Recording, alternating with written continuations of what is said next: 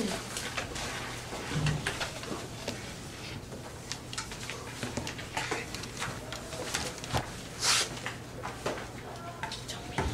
J1 is the second speaker for the proposition side. Let's give her a hand. Hello, as a second speaker of the pro team, I will rebut the points the opposition team previously made and introduce the rest of the policy. Okay, first they mentioned that the policy is too impractical because we have to provide all the computers and stuff. And as I will later explain in the practicality part, we can afford to buy the computers. And also, they said it is unnecessary to learn the basic computer skills because they already know the skills.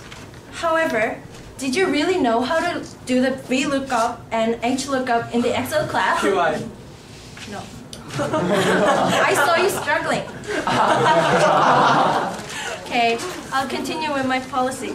Now, first, I will discuss the benefits of this policy and then prove the practicality of this policy.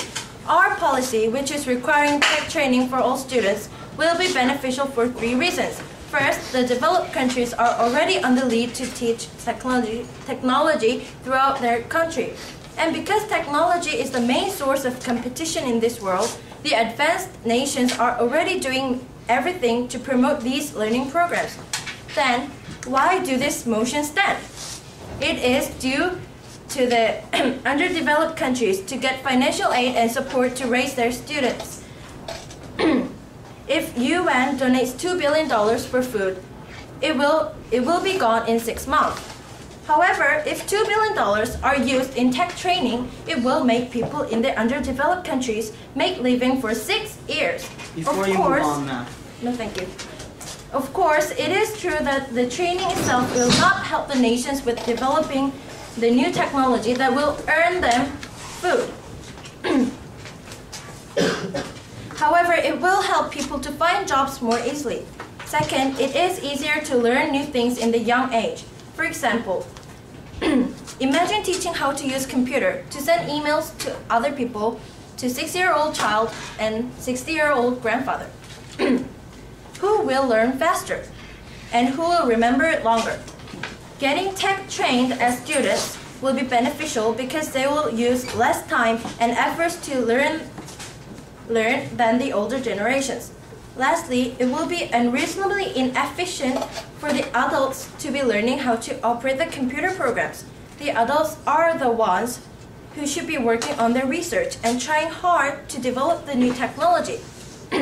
It just doesn't make sense for them to be learning how to use the computer. POS.